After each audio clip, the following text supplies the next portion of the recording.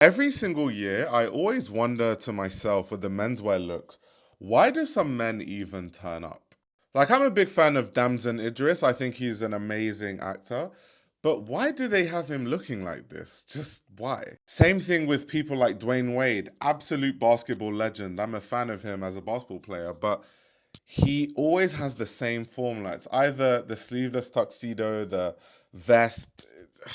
It's not interesting. Luckily for me, there were some menswear looks that really stood out. Jeremy Pope is an example. He was actually wearing an archive men's corset from Vivienne Westwood Man for winter 1996. We also had the likes of Coleman Domingo with an interesting look. I think I've seen better from him in the past, but this is also really nice.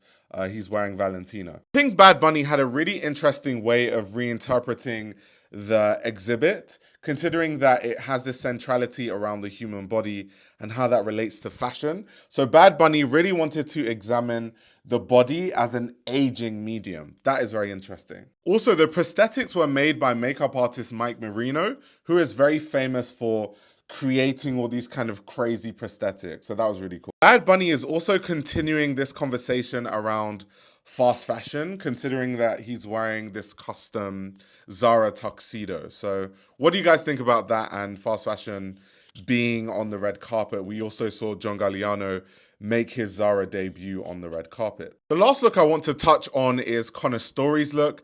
I found this really interesting. This is Saint Laurent by Anthony Vaccarello. He later removed his jacket to reveal this underneath, which I thought was a nice touch. And I think what I like most about this look is with a lot of these menswear looks, when men, which is basically the typical formula that you see on the red carpet, when men want to show their arms or, suns out, guns out, when they want to do that, it's always a sleeveless tuxedo or a tank top under a blazer. It's always the same thing. So it's good to have a twist. And I think what Conor Story wore, I don't think it's the craziest thing in the world, but I think it's a more interesting way of doing that same formula that every single man does on the red carpet. So yeah, let me know what you thought. What were the best and worst menswear looks from the 2026 Met Gala?